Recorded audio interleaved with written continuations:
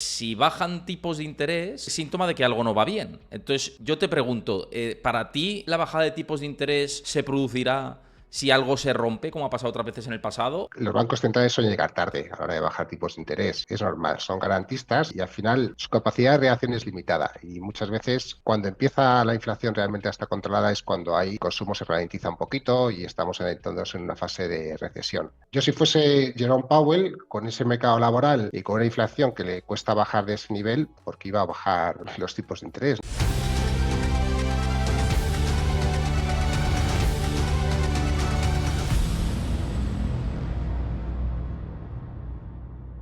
Antes de ver el vídeo al completo, recuerda darle a like, suscríbete a mi canal si te gusta este contenido y déjame tu comentario, que lo estoy esperando. Bueno, por aquí con nosotros, una vez más, en el canal, Luis Francisco Ruiz, analista de CMC Markets, en un día muy intenso, la inflación en el ojo del huracán, un dato un poquito peor de lo esperado en Estados Unidos, los bancos centrales pendientes de todo esto. La semana pasada comentaba que tenía un papelón el Banco Central Europeo con la inflación como está, sobre todo la subyacente, y con la economía estancándose cada vez peor, y en Estados Unidos sí que es cierto que tiene un poquito más de margen, pero el aspecto de la subyacente, no sé a ti qué te parece, pero esa posibilidad de que se estanque, incluso de que repunte, está ahí.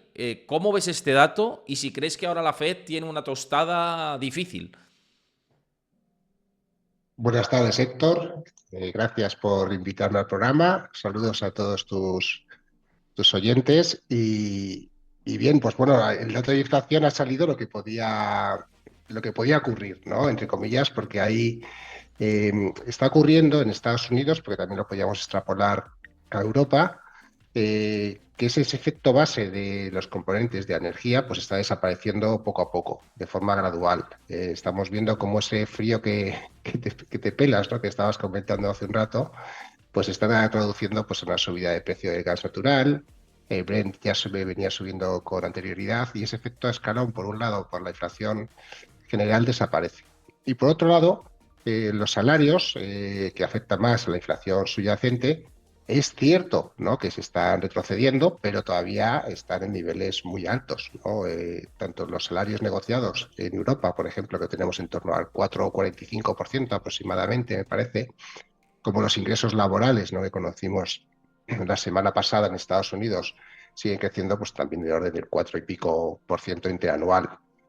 Son cifras muy altas de crecimientos de los salarios, que hace que muchos componentes, ¿no? Sobre todo los componentes de precios, ¿no? En las encuestas empresariales, pongan, ¿no? O den esas señales de alerta en términos de inflación, de que todavía está lejos de que se controle la inflación. Luego los datos que hemos conocido hoy, ¿no? Que hemos tenido, si no recuerdo mal, un 3,2% para la general, ¿no? Y un 3,8% para la subyacente, pues bueno, pues no bajan de ese 3% y están todavía lejos del objetivo de la Reserva Federal, aunque para la Reserva Federal se fija más en el PCE, aunque sería una buena discusión alguna vez desde un punto de vista macro, aunque para la gente a lo mejor se aburriría un poco sobre qué índice representa más realmente o el PCE o la inflación para las familias. Yo desde mi punto de vista creo que el PCE es un poco hacer un poco trampas. Me refiero a que el PCE siempre es un poquito mejor que la inflación porque los hábitos de consumo de las personas van cambiando. Y otra cosa, pues bueno, pues tenemos ese IPC que parece que le cuesta bastante más bajar cuando la cesta de consumo que cogemos es la misma, no la que nos vemos obligados a ir cambiando, ¿no? Nuestros hábitos de consumo porque no llegamos a determinados bienes o servicios que nos gustaría demandar, que hace unos años sí lo podíamos hacer, ¿no? Quizás esa es la diferencia. Luego sí, la Reserva Federal pues tiene, y los bancos centrales en su conjunto, pues tienen un problema de inflación porque esa última milla, que es lo que se llama ese último punto porcentual para converger hacia objetivos, pues les va a costar un poquito más de lo que se esperaba, porque la energía pues al final también se está enquistando en esa bajada, Héctor. Fíjate, Luis, y bueno, saludo antes a Navas de Tolosa, que se pasa por aquí por el chat, y a Rey D. Buenas tardes a todos los que estáis aquí en directo. Pero fíjate, Luis, que hoy hacía una broma en mis redes, y esto hay que tomárselo como una broma, pero al final que ilustra como una analogía de lo que vemos en el espacio ahora mismo de la economía. y en especial de las políticas monetarias de los bancos centrales, que decía, al final no bajan tipos de interés ni aunque les apunten con una recortada. ¿Y por qué decía esto? Porque fíjate las expectativas de inflación que había, no de inflación, las expectativas de recorte de tipos que había en mayo, hace un mes y poco, eran del 52% y ahora son del 16%. Antes de entrar al directo, antes de entrar al directo, una hora y pico antes de entrar al directo, me metía en CME Group, ¿no? Que es donde miro las expectativas de los futuros sobre fondos federales, y se descontaba eso, un 16%. Parece que la foto se va moviendo más adelante porque el mercado laboral sigue aguantando. Hemos tenido un dato también de creación de empleo el pasado viernes, que bueno, que ya sabemos las revisiones, hubo una revisión de 124.000 puestos de trabajo con respecto al mes anterior, que esto hay que también ponerlo en cuarentena, pero el dato sigue siendo fuerte, sigue habiendo creación de empleo, hay ajustes o no hay ajustes, hay creación positiva de empleo. Y con este contexto, con lo de los salarios que estás comentando, que estoy completamente de acuerdo en el análisis, y con los datos de inflación que no caen al ritmo que les gustaría, seguramente, pues ahora sí, junio, pero ¿y si julio? ¿Y si septiembre? ¿No? Es lo que digo, ¿no? Parece que es una tostada difícil. No sé cómo ves tú con el tema de las expectativas de recortes, que hace nada hablábamos de 6 o 7, el mercado, una locura, yo creo que se pasó un poquito de frenada en ese sentido, y ahora ya pues pone más en precio 4, y muchos analistas de Wall Street a mí me dicen 3,2, incluso. No sé tú cómo lo ves, si obviamente no hay Sí, retoque en la parte de la actividad de la economía, ¿por qué van a bajar tipos, ¿no? ¿Por qué no va a respetar su mensaje de higher for longer, ¿no? De más altos por más tiempo? sí, es que si yo fuese banquero central no bajaría tipos. Si fuese sobre todo de la Reserva Federal, ¿no? Porque fíjate, dentro del mercado laboral, el otro día vi una cifra, claro, que se comparaba un poco para ver la fortaleza del mercado laboral, más allá un poco de las cifras que se pueden revisar o no, las diferentes divergencias que hay entre la ADP, el dato más oficial de la BLS. En Estados Unidos cuando vas al número de vacantes que hay 8 millones y pico de vacantes, ¿no? Cuando hay un número de desempleados que ronda más o menos los 6 millones de personas. Lo que te quiero decir es que al final hay más vacantes, hay más ofertas de trabajo que gente pidiendo empleo, ¿no? Luego es una forma de ver también la fortaleza del mercado laboral en Estados Unidos. Bien, yo si fuese Jerome Powell, con ese mercado laboral y con una inflación que le cuesta bajar de ese nivel, ¿por qué iba a bajar los tipos de interés? No tendría ningún tipo de prisa, ¿no? Además tenemos otra pata que seguro bueno, que se puede dilucidar, se puede desprender de todo lo que está ocurriendo en los mercados, ese efecto riqueza, Héctor. Cuando vemos a los mercados y vemos que todo sube, excepto cosas muy concretas que no suben, pero tenemos subida del precio de Bitcoin, subida de los metales preciosos con el oro marcando nuevos máximos, todos los índices bursátiles prácticamente o en máximos anuales o en máximos históricos. Eso genera un efecto riqueza que incentiva, ¿no? Un poquito más el consumo. Luego eso también es una variable que tiene en cuenta los bancos centrales a la hora de bajar tipos de interés o no. La dinámica que estamos viendo cuando vemos en los tipos de interés y lo que descuentan los mercados, se está viendo ahora mismo es que la curva empieza otra vez a invertirse con un poquito más de intensidad, pero eso también lo vimos el año pasado. También se vuelven a aplazar, en los mercados de futuros se vuelven a aplazar las bajadas de tipos de interés. Es como la zanahoria que nadie alcanza, aunque el mercado piensa que alguna vez se van a bajar tipos de interés, pero que no llega. Claro, mientras la economía esté fuerte y la inflación pues no realmente no baje o empieza a consolidar y afianzarse pues por debajo de ese 3%, pues va a ser difícil que la Reserva Federal pues baje tipos de interés. Luego, al final, también la capacidad de actuación de los bancos centrales, que hay a veces que los tenemos como un poco endiosados, ¿no? Da la sensación de que cuando hablan ellos son los que controlan la inflación, y realmente la caída de la inflación, la gran parte de esa caída de la inflación ha sido por el componente de energía.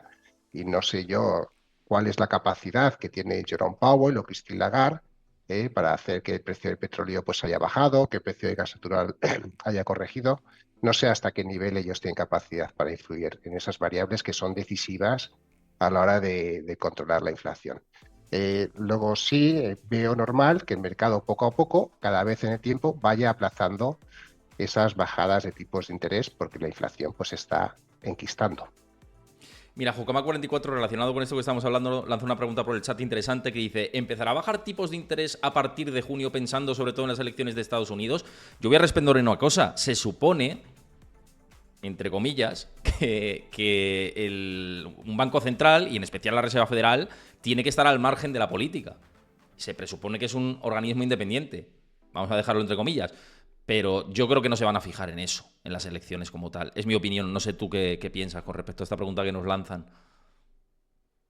Sí, bueno, se comenta siempre que hay elecciones, siempre hay qué va a hacer los bancos centrales, van a ayudar al candidato, no lo van a ayudar. Eh, a ver, yo si fuese Biden me gustaría que no bajase tipos de interés, porque eso significaría que la economía va como un cohete. Eso, yo si estuviese en el actualmente siendo presidente de Estados Unidos, digo que no bajen tipos de interés porque probablemente suponga que aunque haya una inflación del 3,5%, pues la bolsa seguirá en máximos y tendremos pues bueno, pues una tasa de desempleo pues bastante reducida. Lo que sí vota, y votan bastante, y suele ser un indicador bastante adelantado, ¿no?, de lo que suele ocurrir en las elecciones presidenciales, es la bolsa. Si nos aproximamos a las elecciones y vemos, por ejemplo, un Standard Poor's 500 tan fuerte como el actual, lo más normal es que el candidato que está en las elecciones, ¿no?, con una tasa de desempleo como la actual también, prácticamente en pleno empleo, es que el candidato que gobierna renueva, ¿no? Por eso, de hecho, es lo que suelen hacer casi todos los candidatos cuando llega la época electoral, ¿no? Ese ciclo presupuestario que tiene un paralelismo bastante, pues, o una correlación bastante elevada, ¿no?, con lo que es el ciclo electoral, pues bueno, pues sabemos que los déficits otra vez pues están disparados, que de hecho es una de las alertas de riesgo, unas alertas rojas que están saliendo en el mercado. El año pasado el déficit de Estados Unidos volvió a superar el 6% sobre PIB, ¿no? Y estamos hablando de un déficit bastante abultado. Luego también dentro de esta fortaleza que tiene la economía de Estados Unidos, de forma indirecta debería tenerse en cuenta que hay una política fiscal muy, muy expansiva que está generando graves desequilibrios. Totalmente. Y esto lo hemos hablado aquí muchas veces, ya lo sabes, que el plano de la política fiscal pues está afectando y distorsionando también el esquema. Me llama mucho la atención una parte que dices, y que yo creo que aparte de la audiencia también se lo están preguntando, porque dices, si bajan tipos de interés, quiere decir síntoma de que algo no va bien. Entonces, yo te pregunto, ¿para ti la bajada de tipos de interés se producirá si algo se rompe, como ha pasado otras veces en el pasado, o no, ¿no? Porque sí, que se hablaba de marzo, se hablaba de mayo, luego de junio, pero la economía se mantiene, la inflación hay dudas de que siga sticky, es decir, pegajosa, y eso vuelve a poner en escena el debate de entonces bajarán tipos si algo se rompe o hay signos negativos. Para ti, ¿serán los signos recesivos los que hagan que Powell y el FOMC digan ahora sí, bajamos tipos? ¿Serán esas señales para ti? El, los bancos centrales suelen llegar tarde a la hora de bajar tipos de interés. Es normal, son garantistas y al final hay, su capacidad de reacción es limitada y muchas veces cuando empieza la inflación realmente a estar controlada es cuando hay el consumo se ralentiza un poquito y estamos adentrándonos en una fase de recesión. Si cogemos un gráfico de largo plazo, de muy largo plazo, y vemos las bajadas, ponemos los tipos de interés y la evolución del PIB, pues vemos perfectamente, ¿no?, cuando que los tipos de interés empiezan a bajarse, cuando las economías pues empiezan a entrar en recesión o empiezan a desacelerarse con bastante intensidad. En este caso, lo que el mercado lleva mucho tiempo planteando, Héctor, es el soft landing, ¿no?, el escenario Goldilocks, que es el que todo el mundo parece que todo el mundo compra, ¿no? Pero pues a nivel generalizado, porque de hecho, por ejemplo, cuando vemos los presupuestos de los estados, se trabaja de cara a los intereses o los gastos que se van a tener de cara al futuro, se trabaja con un escenario donde los tipos de interés realmente van a retroceder y van a bajar, pero además de forma significativa, de forma pausada y significativa a lo largo de los próximos años. Y ese es, desde mi punto de vista, el principal riesgo. Porque si eso no ocurre, vamos a tener una fase donde tenemos que refinanciar toda la deuda o continuar refinanciando esa deuda a unos tipos de interés cada vez más elevados o en niveles elevados comparados con hace 2, 3, 4, 5, 6 años. Y ese es el riesgo que asume pues, la Reserva Federal, los bancos centrales, de llegar demasiado tarde a la hora de bajar tipos de interés.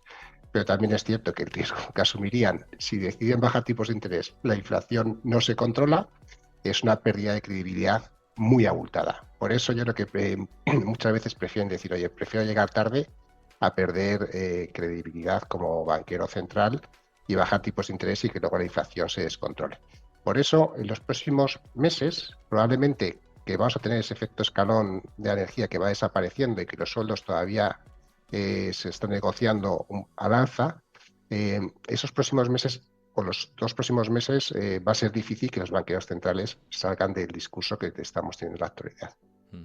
Mira, voy a saludar a José Manuel Rorro, que es habitual del programa. Dice, buenas tardes a todos, qué gusto de programa, por Dios. Es el terror de los haters, siempre lo digo, porque siempre sale a defender en las redes y en YouTube. Así que un abrazo, muchas gracias por comentar por ahí y por apoyar el programa siempre. Y hoy con Luis aquí, que sus análisis siempre y sus visiones son más que bien recibidas y son fantásticas. Así que yo, un lujo de que te pases por aquí como siempre y que comentes. Fíjate, dentro de esto que estás comentando y de lo que está en el mainstream y lo que corre por las calles, ¿no? Como se suele decir, for the street en Estados Unidos, es el debate de si va a ser un soft landing como en 1995, en el que se van a bajar tipos de interés y van a permanecer en un rango alto un tiempo, ¿no? Hoy a un economista jefe importante que ya veréis, tendremos en el canal una entrevista que he hecho hoy en inglés y que va a ser fantástica, ya os lo digo, es un ex segunda mano del Banco de Inglaterra, con eso os lo digo todo, un segundo a bordo del Banco de Inglaterra, y su visión sobre política monetaria es interesante. Claro, yo le decía esto y ahora tú me dices qué piensas al respecto. Le decía, ¿te parece esto un 1995? Y me dice, no me parece ni de lejos un 1995. Es que ni es el contexto, ni teníamos los niveles de inflación que tenemos ahora, ni hemos estado en ese ciclo. Es diferente y hay que abordar esto en modo diferente y con mucha cautela, me comentaba. ¿A ti te parece eso? ¿Un esquema soft landing como el 95, como el que hubo en los 80, pero que luego hubo una recesión bestia después? ¿A qué te recuerda este esquema? Porque es verdad que cada año es diferente, pero ¿te evoca algo del pasado esto? Bueno, ya me gustaría a mí estar en el 95, Héctor, porque me quitaba unos cuantos años de encima, volvía a la universidad y estaba encantado de la vida. En aquella época, los niveles de deuda sobre ti, tanto a nivel corporativo como a nivel de estados, etcétera, eran ridículos comparados con lo actual, ¿no? Con lo actual. Y eso es un efecto bastante diferenciador. Si buscásemos también el balance de los bancos centrales, en aquel momento estaba totalmente normalizado. Hoy no está ni mucho menos normalizado. No tenemos todavía esos bancos centrales con esos bonos que compraron en su época. Luego, yo no creo que sean momentos equiparables. Es muy difícil encontrar una situación muy similar mirando hacia el pasado sobre lo que está ocurriendo en la actualidad, sobre todo con esas políticas monetarias que han sido pues bastante inusuales, ¿no? De compra de bonos, ¿no? Eso, pues, no sé, tendríamos que no encuentro a nivel histórico, tendríamos que acudir a un catedrático de historia para que nos buscase. Seguro que hay referencias, pero tampoco quiero ponerlas. Entiendo que hay referencias desde el punto de vista de decir, sí, bueno, pues hubo una época en la Edad Media donde llegaban el rey, ¿no? Y emitía deuda, ¿no? Y cogía las monedas de oro, las volvía a acuñar con menos oro cada vez, las mezclaba con no sé qué. Pues bueno, pues entre comillas, a lo mejor ahí sí, y habrá muchas referencias en la historia. Pero en la historia reciente yo no encuentro, no soy tan mayor y de lo que he leído tampoco encuentro referencias a algo que sea parecido a lo que es la situación actual. Si te parece, vamos compartiendo escritorio, porque antes han preguntado sobre el SP500 y por qué ha subido hoy con el dato de inflación que ha sido un poquito peor de lo esperado. Y aprovechamos y comentamos los mercados, que hay gente preguntando por Bitcoin antes, por oro también. Antes hablamos fuera de micros de China y las posibilidades de China. Así que si quieres, ve compartiendo y cambio de pantalla aquí. Listo.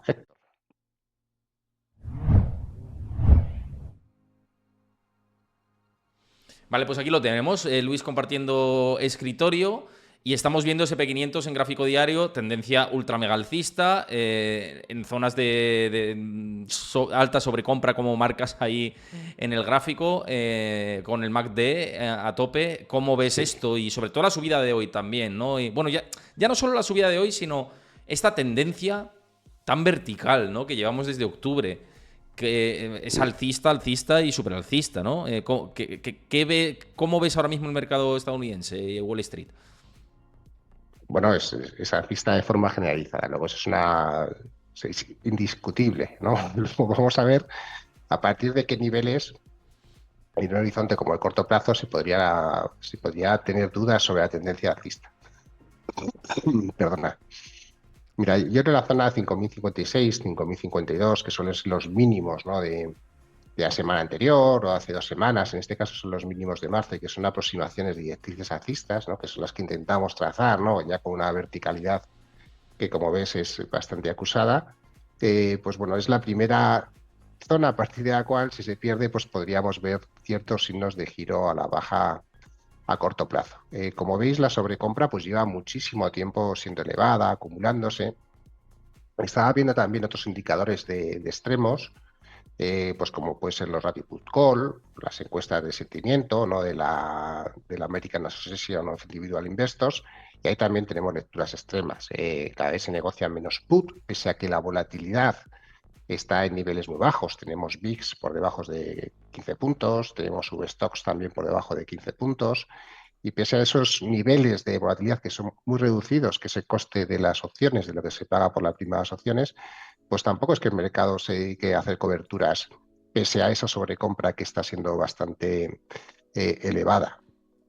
Luego tenemos un mercado que yo calificaría pues, de eufórico por esos porcentajes de alcistas que hay en las encuestas, que ya son mayoría absoluta y más que duplican al porcentaje de bajistas, por la sobrecompra que tiene, por la baja volatilidad que estamos asistiendo. Pero claro, mientras el precio no se gire, pues esto puede continuar porque las dinámicas son así. De hecho, hoy, como hemos comentado, fíjate que muchos analistas pensaban que un dato de inflación como el de hoy pues iba a hacer que las bolsas se tambaleasen, y sin embargo pues no ha ocurrido absolutamente nada. De Eso hecho, es. las tenemos con bastantes subidas y prácticamente sin corregir. Pese que antes, fijaros que el año pasado, ¿no? En el momento que repuntaban los tipos de interés un poco, pues las bolsas salían un poco despavoridas, ¿no? Empezaban a corregir. Sin embargo, el mercado de bonos, ¿no? Ese es el bono a 10 años que tenemos en Estados Unidos, el movimiento ha sido claro, es decir, que hay algunos mercados que sí están cotizando la macro, ¿no? Pues la bolsa pues parece que está fuera de ese ámbito y no cotiza tanto las referencias macro como deberían, o como dice la ortodoxia financiera. Luego, en este caso, lo que estamos viendo, Héctor, es esa discrepancia, esa divergencia, a ver qué mercado puede tener más razón, cuál no, etcétera. Pero es mientras, desde un punto de vista puramente técnico, de inercia, de momento positivo, de tendencia, mientras no se pierdan por lo menos algunos niveles de corto plazo, es muy difícil pues señalar un posible giro de mercado. Lo que sí es cierto es que también desde un punto de vista técnico, pues muchas veces se utilizan lo que son, por ejemplo, los canales, ¿no? Pues para ver dónde puede llegar un determinado índice, ¿no? Y en este caso el Nasdaq 100, que es voy a ver si consigo sacarlo para que sea mejor. Perfecto, claro que sí. Que además muchos invertidos aquí en Nasdaq 100 seguro también que nos están viendo, así Mira, que aquí se ve estaremos perfecto, ¿no? interesados Como si en ver fuese, la visión. claro, como si fuese de libro, ¿no? Pues mira, tenemos ese canal alcista de muy, muy largo plazo. Y la realidad es que los máximos históricos anuales, 18.341, 18.418, están muy cerquita, ¿no? En la parte alta del rango del canal.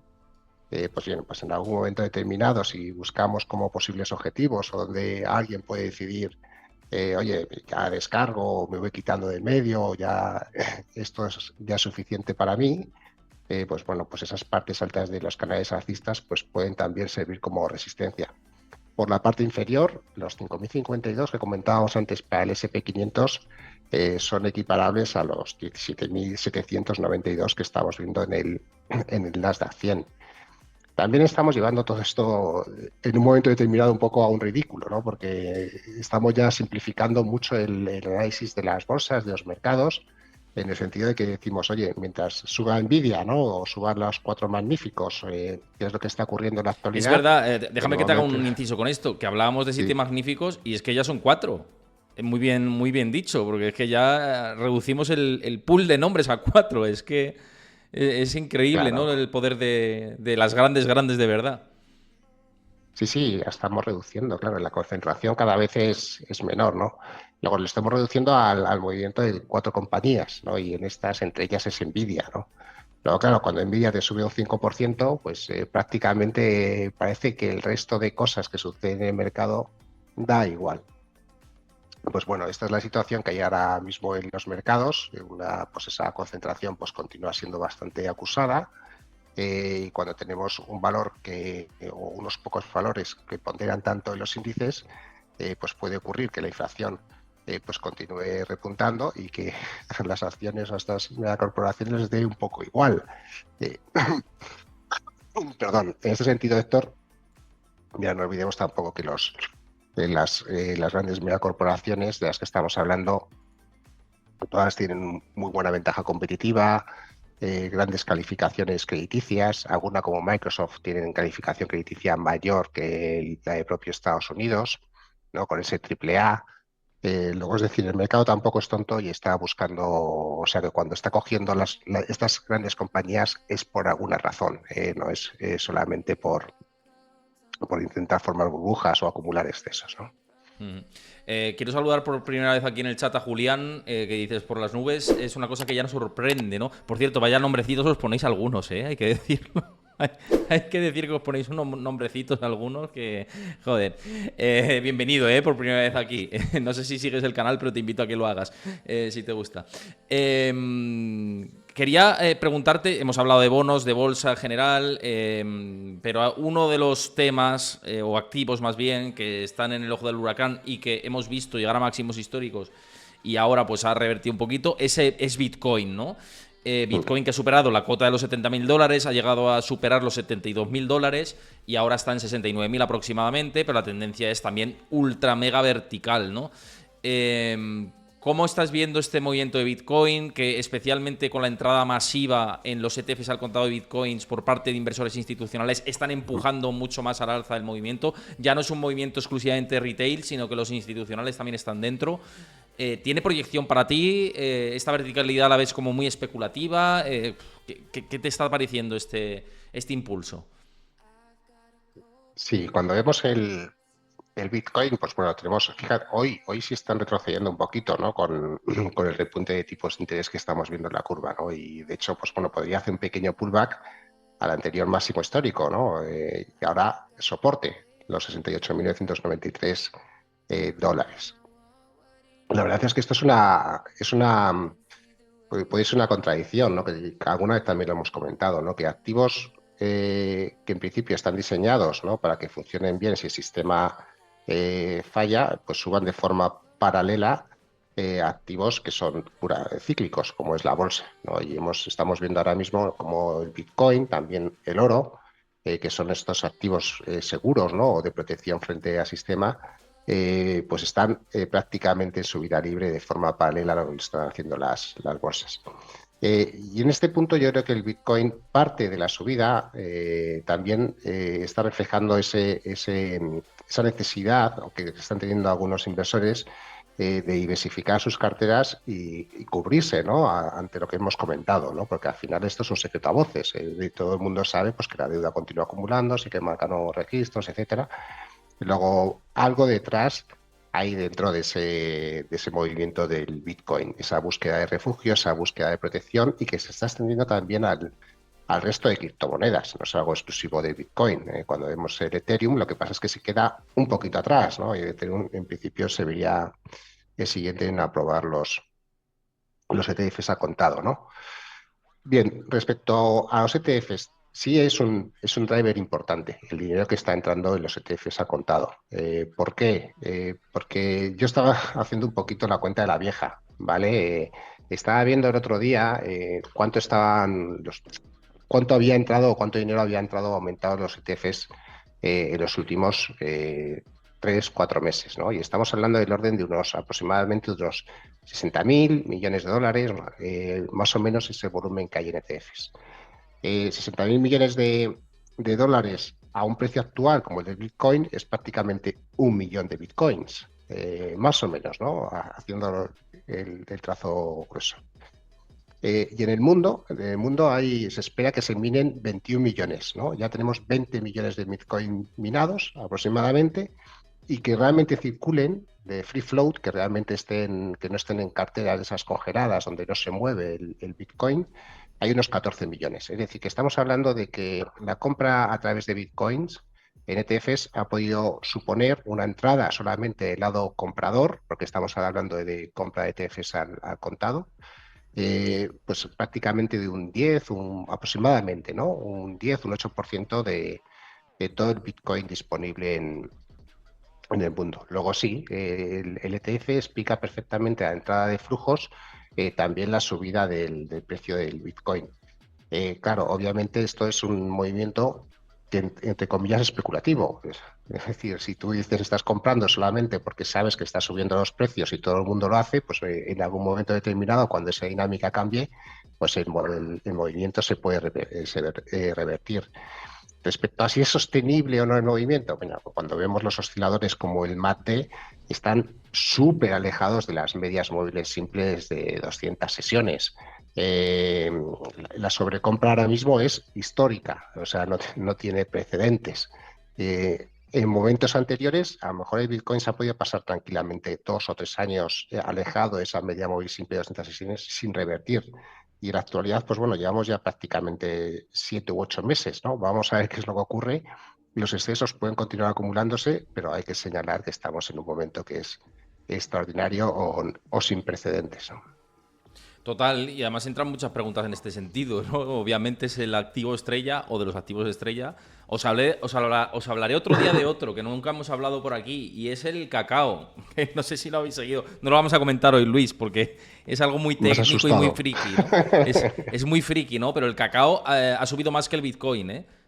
O sea, os lo digo en contexto, ¿no? Os lo digo porque los que hayan invertido en derivados en cacao se han forrado. Desde 2021, mirad la tendencia del cacao, es una auténtica locura.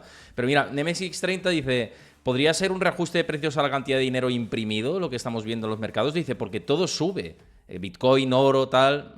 ¿Cómo ves esto? Por cierto, antes de que respondas a esta pregunta, que no lo he dicho a lo largo del directo por aquí, que si veis esto desde YouTube, que dejéis vuestro like, que os suscribáis al canal si os gusta, que dejéis vuestro comentario. Siempre os pido vuestro apoyo porque así hacemos crecer el canal y me gustaría saber vuestra opinión. Así que dejadme vuestro comentario, suscribíos si os gusta este contenido. También aquí en directo, los que lo veis desde aquí, pues seguid el canal, ¿no? Que he visto antes algunos seguimientos como a Otrep26, a MapRog57, a Kingsky Xavi, que estabas conectado. Quiero darte las gracias también por suscribirte, seguir el canal, y a J. Lantúnez. Así que muchísimas gracias por estar aquí vinculados. Así que simplemente esto. Y respecto a esta pregunta, Luis, por seguir el hilo, ¿cómo lo ves? ¿Crees que puede ser por la liquidez que en el sistema, ¿no? Él dice la cantidad de dinero imprimido dinero como tal? El dinero lo crean los bancos comerciales, ¿no? Por pensar en quién crea el dinero, ¿no? Pero sí que los bancos centrales o el Tesoro dan facilidades para que fluya esa liquidez, ¿no? ¿Crees que, Luis, crees que la liquidez influye o está influyendo masivamente en esto? Mi respuesta es sí. ¿La tuya? Sí, bueno, yo tengo otra explicación. Sí, o sea, os la cuento y a ver si la compráis o no. A ver, no es novedad, en primer lugar, no es novedad que asistamos a subida de Bitcoin, a subida de oro y a subida de bolsas a la vez, de forma simultánea. Esto ya ha ocurrido en el pasado, ¿no? Y esto ocurrió cuando los bancos centrales empezaron a comprar bonos en el pasado. Bien, estas circunstancias teníamos una política monetaria ultra expansiva, fuera de lo normal, y teníamos pues que las circunstancias eran totalmente anormales y pues para salvar la bola de partido que teníamos en aquel momento, ¿no? Que era la crisis financiera e inmobiliaria, pues se tomó esa política. Esa política, al final, con el tiempo, funcionó, porque funcionó en el sentido de que las economías crecían, se dio estabilidad al sistema, las volatilidades bajaron, los PIBs empezaron a crecer, las empresas empezaron a hacer dinero, etcétera, ¿no? Y pues bueno, pues teníamos un ciclo expansivo. Luego ahí se justificaba que las bolsas subiesen, pero también se justificaba que el oro y el Bitcoin, como seguros frente al sistema, también subiesen porque se estaban acumulando esos riesgos, ¿no? Esos riesgos estaban detrás, estaban latentes, ¿no? Bueno, estaban ahí, bueno, no latentes, pero estaban acumulándose. Luego el seguro, frente a esos riesgos, también subía de precio, ¿no? Y subía el precio del oro y el Bitcoin. En la situación actual no es que tengamos una política monetaria súper expansiva, pero sí tenemos una política, en este caso fiscal, muy expansiva, que es lo que estamos viendo, ¿no? Luego tenemos que otra vez el mercado o los inversores empiezan a protegerse, a comprar ese seguro, porque saben lo que está detrás, porque saben que los tipos de interés en principio están en niveles elevados, que hay mucha deuda que pagar, que esto puede generar distorsiones, etcétera, y buscan refugio y pueden con esa dinámica impulsar los precios al alza del oro y el Bitcoin, ayudar, ¿no?, a esa tendencia alcista, a esos máximos históricos o subida libre. Y también, por otro lado, nos encontramos como las bolsas, las empresas, la economía en general se está beneficiando de esa política fiscal expansiva. No sé cuánto crecería Estados Unidos si no tuviese un déficit del 6%, cuánto crecería España si no tuviese un déficit del 5%, ¿no? A lo mejor ¿Cuánto tendríamos un crecería o cuánto crecimiento. decrecería, Luis? Es la pregunta. ¿Cuánto Claro, crecería a o lo cuánto mejor tendríamos, decrecería? claro, a lo mejor tendríamos, si fuésemos no muy cumplidores como los alemanes, a lo mejor no estábamos creciendo. Luego, por eso, esa es mi explicación, ¿no? Tenemos unas políticas económicas tan expansivas que sí hacen que el ciclo económico avance, pero que también están aumentando de forma paralela los riesgos y claro, y hay inversores que quieren cubrirse frente a esos riesgos. Mira, No sé Jugama44 si, también por el. Perdón, sí, sí, sí. sí, sí. ¿Qué ibas a decir? ¿Qué ibas a No sé si, añadir? no sé si os ha convencido no, y no es todo liquidez, entre comillas, ¿no? No, a mí me parece muy interesante y además, ya te digo que siempre, escuchando más argumentos, se puede construir una idea incluso más amplia de lo que se piensa previamente. Por eso siempre traer diferentes ideas, diferentes análisis, diferentes visiones, pues democratizamos más la enseñanza, ¿no? Digamos, el conocimiento financiero en general. Y yo creo que tu visión es muy interesante en ese sentido y me parece una tesis que es plausible, quiero decir, que me parece que tiene su fundamento y al final es lo importante, ¿no? Tener una tesis con fundamento clarísimo y en este caso lo fundamenta siempre muy bien. A mí me parece Mm. interesante. Pero mira, te quería hacer otra pregunta también. Aquí Jokama44 dice, mirando que el halving del Bitcoin aún no ha llegado, lo mejor aún está por llegar. ¿Puede ser que estemos en el mejor ciclo alcista de todos los tiempos? ¿Qué opináis? Puf, esto es una bola de cristal que ahora yo siempre digo que me he dejado la bola de cristal en el trastero y que no me apetece subirla. Siempre hago esta broma. No lo sé. Yo, en mi opinión, Bitcoin ya sabéis que tengo exposición. Como dice Luis, hay mucha sobrecompra. Debería haber correcciones en algún punto después de este atracón. Debería haberlas. O sea, en algún momento tiene que ser así. Y bueno, que pueda llegar a 100.000, puede ser, ¿no? Que sea ese camino si el institucional sigue entrando. Ahora bien, el timing no lo sabemos. Ni lo sabemos ni nadie lo sabe. Eso no sabemos cuándo puede ser. Y tampoco sabemos si de aquí a 6 meses Bitcoin va a estar en 20.000, por ponerte el ejemplo. Porque venga una corrección, una recesión, lo que sea, ¿no? Entonces, esa es mi opinión. Soy favorable, pero sabiendo que es un activo ultra mega volátil, ¿no? Y que pues puede tener eh, esas catástrofes en el camino para luego seguir otra vez subiendo a más máximos. Nos lo ha demostrado a lo largo de la historia. Esa es mi opinión, ¿no? Pero bueno, Luis, ¿tú Mm. qué opinas con respecto al mejor ciclo de todos Sí, los tiempos? bueno, yo no, y ya sabes que no llego, no llego hasta ahí, ¿no, Héctor? No, tú Pero también sí es cierto te que, pasa como a mira, mí, que te has no, dejado la hombre, bola de cristal en el trastero.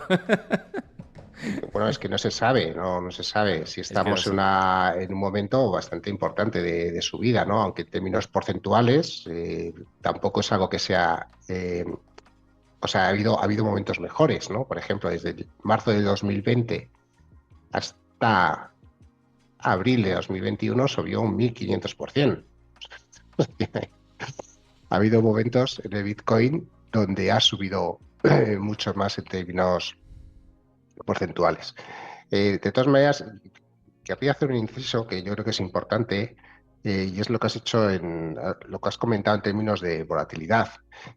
Puede ocurrir mucho que el inversor que no esté avezado, que no sea un inversor avezado o que no tenga costumbre a aguantar determinados tipos de volatilidad, hasta incluso un activo como el Bitcoin, que entre comillas no ha parado de subir en los últimos años, y es así, ¿no? Depende del momento, pero no ha parado de subir, una tendencia alcista pues prácticamente incuestionable. Haya inversores o haya una gran parte de los inversores que pierdan dinero porque llegan tarde, porque no saben o han adoptado una posición demasiado elevada a un activo con demasiado riesgo, y en este caso cualquier movimiento hace que tengan que deshacer la posición. Eh, Luego, si queremos realmente intentar en un activo como este buscar el mejor momento de su historia o el movimiento más prolongado de su historia, la tendencia alcista más acusada, como queramos llamarlo, tenemos que tener en cuenta también que la volatilidad es muy elevada y que como tenemos una posición muy elevada o nuestra exposición o no lo midamos, no controlemos bien el riesgo, en el momento que tengamos una pequeña corrección, que es habitual, y cuando hablamos de una pequeña corrección en el Bitcoin estamos hablando de caídas de 20-25 puntos porcentuales en unas pocas semanas, pues probablemente nos eche el mercado y nos perdamos el fondo alcista. Luego, aquí el inversor minorista nos tenemos que poner las pilas para controlar el riesgo, saber medir muy bien la volatilidad, saber hasta dónde podemos llevar para que si aceptamos en un fondo alcista, una gran tendencia alcista, que encima no nos eche el mercado porque nos hemos pasado y no hemos sabido controlar el riesgo.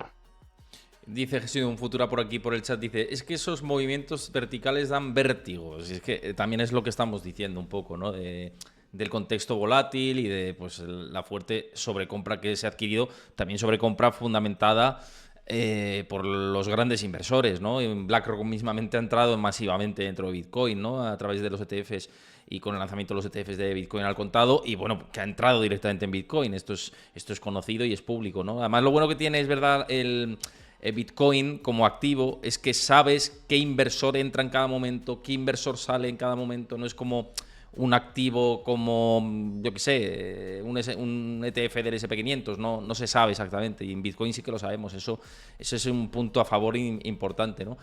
Bueno, Duranto, buenas tardes a ti también. Gracias por pasarte. Y Pablo Gestión también. Quiero hablar de otros activos que antes lo hemos dicho. Preguntarte por el oro, ¿no? Que lo has comentado previamente, la situación de consolidación por encima de los $2.100. Llegó a conquistar los $2.200, ¿no? El oro. Ya claramente ahora sí ha roto, ¿no? Por arriba y bueno, pues favorable. Lo veníamos diciendo también en otros programas, Luis, ¿no? Esta posibilidad de que el oro, ese triple techo casi que tenía en los 2.000 y pico dólares, pues lo terminase por romper. Y así de momento parece que ha sido, ¿no? Sí, ahí lo tenemos luchando, ¿no? Con esa zona de super máximos históricos. Si estamos buscando en este sentido un activo que está intentando romper resistencias y sin sobrecompra, porque cuando estamos hablando de Bitcoin, ¿no? Lo tenemos ahí en esa zona de máximos históricos y con una sobrecompra extraordinaria, ¿no? Y es un aspecto diferencial entre los dos, ¿no? Entre el oro y el Bitcoin. Y es que el oro a día de hoy, pues bueno, pues está intentando romper esa zona de máximo, los $2.148 de diciembre. Esto es un gráfico mensual, que lo tenemos que abrir así pues para tener un poco de referencias.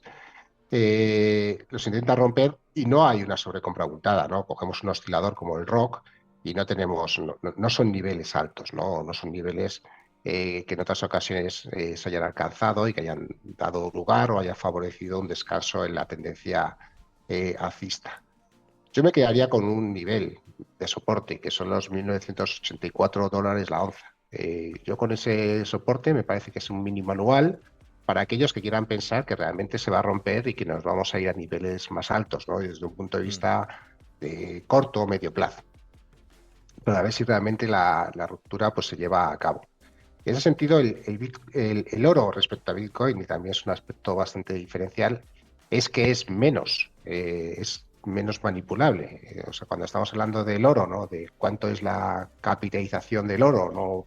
Más o menos en base a lo que he minado y cuánto oro hay en circulación en el mundo, estamos hablando de 15 billones de dólares.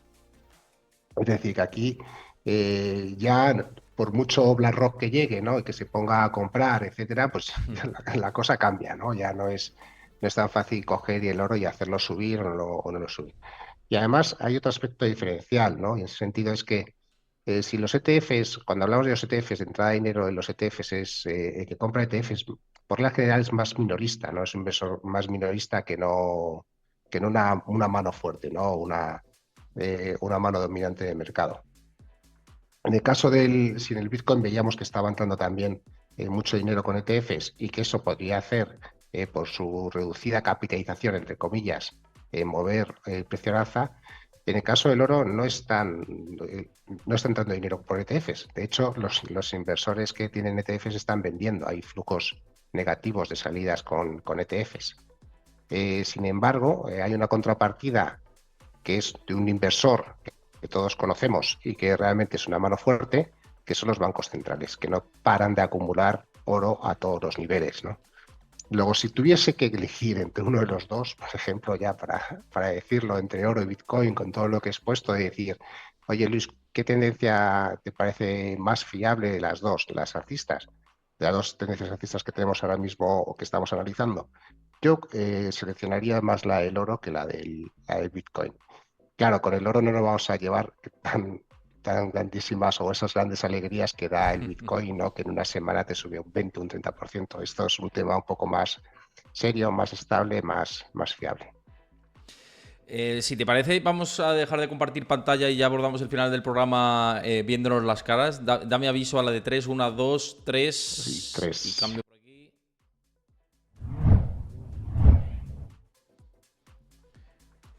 Porque creo que el programa está quedando bastante completo y ha entrado alguna preguntita más que podemos abordar ya sin gráficos.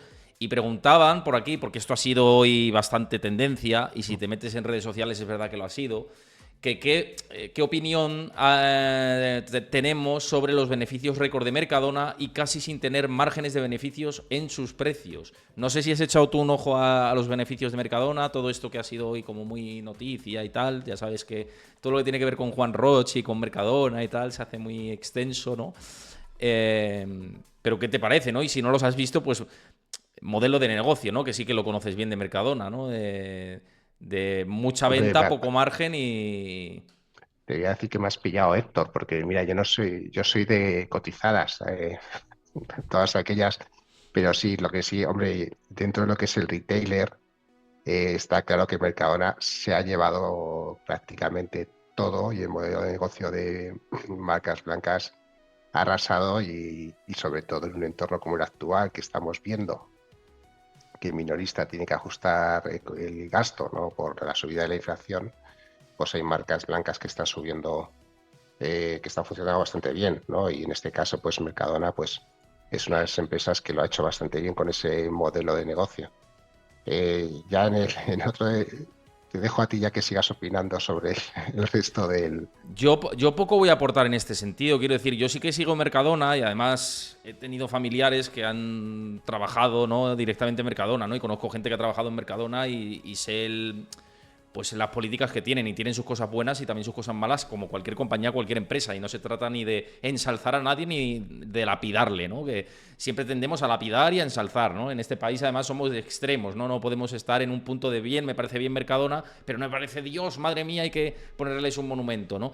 Me parece bien Mercadona, quiero decir, tiene un modelo de negocio que obviamente a nivel empresarial es potente, eso es lo que puedo decir yo a nivel opinión. A nivel, por ejemplo, de lo que se retribuye al trabajador en comparación con otras empresas del sector, pues está muy bien, ¿no? Y quiero decir que además han ajustado los precios a la inflación y me parece correcto y me parece bien. A nivel de modelo de negocio, de lo que han conseguido con lo que dices tú de marcas blancas y cómo ajustar al máximo los precios, pues también está claro que es un modelo de éxito empresarial. A nivel consumidor, hay cosas que me gustan y cosas que no. Yo lo siento mucho, pero las frutas y las verduras y todo esto los compro en mercado, porque en Mercadona, mercado sin ONA, porque en Mercadona cada vez me saben a menos los productos y al final tampoco compro mucho producto nacional que es de mucha calidad y me tengo que ir por otros lados, ¿no? Entonces, también el modelo de cómo, digamos, negocian con determinados productores puede ser en algunos casos cuestionable y pueden parecerme en algunos casos malas prácticas o prácticas que invitan a que diga, joder, pues a lo mejor es verdad que lo que nos llega es más barato, pero a costa de qué, en qué caso, ¿no? Eso puede decir a nivel ético de Mercadona, pero es una gran empresa. Me parece que Juan Roche es un tío que se lo ha sabido montar bien, con un margen súper estrecho y chapó en ese sentido, pero que también hay lagunas, quiero decir, o sea, es lo que puedo decir de Mercadona sin más, ¿no? Y respetando mucho las opiniones que tengáis todos vosotros por aquí. Para quitar un poco de hierro, Héctor, al asunto, Sí. porque seguro que ha habido conflicto en las redes sociales, ¿no? Yo no estoy al tanto.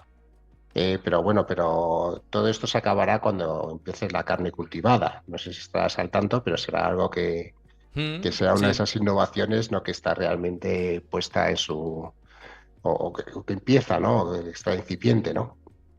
Y que algún día podemos hablar de ella, porque realmente son temas disruptivos muy, muy interesantes. Y también serán temas de debate, entiendo, cuando empecemos a plantearnos si vamos a comer un pollo criado de forma natural o criado en un laboratorio, ¿no? Y ahí ya veremos cuáles son los modelos de negocio de todas estas empresas y cómo se Eso va a cuentan traer un balear oro. chorro de pasta para muchos, pero vamos, quien se meta ahí va a ser tremendo, ¿no? Dice Malutru por aquí, dice, bueno, Juan Roche hay que ponerle un monumento en la ciudad de Valencia, 520 millones de euros que ha pagado de impuestos y está muy bien, y Luis ha pagado los suyos y los míos en proporción a lo que ingresamos. Si yo no estoy atacando a Juan Roche, es que otra vez se malinterpretan mis palabras. Yo estoy diciendo que un modelo empresario fantástico, claro que sí, un emprendedor que se ha hecho a sí mismo, que no partía tampoco de una familia que no ha heredado nada, lo ha creado él de la nada, y eso es de alabar, pero insisto, que en cualquier modelo, en cualquier empresa, incluso en la mía, yo tengo mis fallos, yo no soy más autocrítico que yo mismo, pues imaginaos una empresa tan grande como Mercadona, con 1000 jefazos, 1000 puestos de trabajo, 1000 departamentos, 1000 cosas, pues tiene sus lagunas, sus carencias operativas, pues como todo es lo único que estoy diciendo, pero ya está, si es que yo respeto a todos, y entiendo además el comentario que haces, y me parece que es lógico el comentario que haces, dicho lo cual, ¿no? Mira, una última pregunta antes de cortar, Luis, que sé que no te quiero robar más tiempo, vamos, básicamente, porque tienes tus quehaceres lógicos y habituales. Ki Cortés, que te mando un abrazo, Quincho, te mando un abrazo enorme, muchas gracias por estar por aquí, por dejar tu pregunta y que voy a contestar, claro que sí. Muchísimas gracias siempre por tu apoyo y por comentar. Dices, Héctor Luis, opiniones de tener el cash en una cuenta remunerada al 4% y dice, sin piedad si es necesario. En mi opinión te la voy a decir, ahora dice Luis la suya, a mí me parece correcto, me parece óptimo, teniendo en cuenta que tenemos una inflación, antes hemos hablado de inflación, Luis, una inflación que en España está, ya habría que ver, ¿no? Como los cálculos y demás, ¿no? Pero en España está también rondando en niveles del 3%, y cualquier producto que remunere parte de nuestro ahorro al 4%, y sobre todo si es alternativa también al banco tradicional que no remunera nada, ¿no? Y que en muchos casos, o que remunera por debajo de esa tendencia, ¿no? Pues hay alternativas en neobancos, en brokers, en diferentes plataformas en las que se está remunerando al 4%. Pues es una parte tener parte de la liquidez y del activo de nuestro pasivo, digamos, o parte de nuestros ahorros, tenerlo en cuentas remuneradas, a mí me parece interesante. Y siempre lo he dicho, ¿no? Y tengo que ser consecuente con lo que digo y es así, ¿no? No sé qué te parece a ti, Luis, pues eso, tenerlo en productos más conservadores, parte del ahorro, en cuentas remuneradas, incluso depósitos, como estrategia, ¿no? Financiera. Bueno, eso te parece a ti, a mí, a muchísima gente. Es normal, es un activo más, se tiene en cartera. Claro, el problema es si tienes una proporción muy, muy elevada y no diversificas, ¿no? Que puedes perder oportunidades. Hay que diversificar, pero ahora mismo, como están los tipos de interés, no me parece mala opción. Quizás para los que son conservadores, sí pensaría en garantizarme esos tipos de interés o estos niveles a largo plazo. En el sentido de que el riesgo de tipos de interés a día de hoy es que a lo mejor dentro de un año, en lugar del 5,5 en Estados Unidos, pues tengamos un 5 o un 4,75, ¿no? Y vayan bajando esos tipos de interés y no nos veamos en mucho tiempo otra vez, ¿no? Luego sí, ¿por qué no decir o ampliar el horizonte temporal de esa renta fija, ¿no? No solamente en depósitos, aunque el depósito obviamente tiene bastante menos riesgo que lo que es el largo plazo. Pero me parece una opción como otra cualquiera. Yo creo que, vamos, lo que digo, que todo lo que sea combatir la inflación, bienvenido sea, ya está. Y si es a través de este tipo de productos y lo que dices tú, diversificando siempre, a mí me parece muy interesante. Es mi opinión, obviamente no es una recomendación de inversión, ya lo sabéis, disclaimer, es lo que yo veo, mi opinión personal y también la de Luis. Aquí somos también responsables a la hora de emitir nuestros juicios de valor en esa línea, ¿no? Pues Luis, creo que hemos tocado muchísimos palos y aunque nos dejemos algunos, vas a estar por aquí para el especial informativo de la semana que viene con motivo de la reunión de la Reserva Federal, así que lo que se nos haya quedado en el aire seguro que lo comentamos la semana que viene. Un placer, muchísimas gracias como siempre por pasarte por aquí, que siempre es un lujo contar con tus visiones, análisis, opiniones. Muchas gracias por tus palabras, Héctor. Para mí es todo un placer estar con vosotros aquí. Luego nos vemos el próximo miércoles, día del FONC, que puede pasar de todo y que la bolsa siga subiendo, ¿no? Ahí Efectivamente, está. puede ser mensaje hawkish de nuevo de Powell y la bolsa subir, ¿no? Vete tú a saber, ¿no? Lo que pasa. En fin, lo veremos. Y a vosotros os digo, bueno, los que lo estáis aquí en directo, muchísimas gracias. Si os gusta el contenido, ya sabéis, seguid el canal, os podéis suscribir. Y los que lo veis en diferido, os recuerdo que dejéis vuestro comentario ahí en YouTube, que dejéis vuestro like, que os suscribáis al canal si os gusta el contenido. Encantado de que sigamos ahí creciendo si os agrada lo que veis. Y recordaos que os unáis a mi comunidad de Discord, porque ahí comparto información en tiempo real, gráficos, análisis, debates con vosotros, todo lo tenemos ahí disponible en Discord. Y para estar informados al minuto de lo más importante de la economía y los mercados, en mi comunidad de Discord. Así que os espero por ahí. Lo dicho, muchísimas gracias a todos. Luis, muchísimas gracias a ti. Mañana nos vemos 6 de la tarde, hora española, con Edgar Fernández, asesor de Tercio Capital, también miembro de los Locos de Wall Street, y que vamos a tener una charla. Hace mucho que no viene en el canal y me apetece mucho comentar con él toda la actualidad. Así que nos vemos mañana y con mucha energía. Un abrazo a todos. Chao, hasta mañana. Hasta mañana, Luis. Hasta la próxima. Adiós, adiós.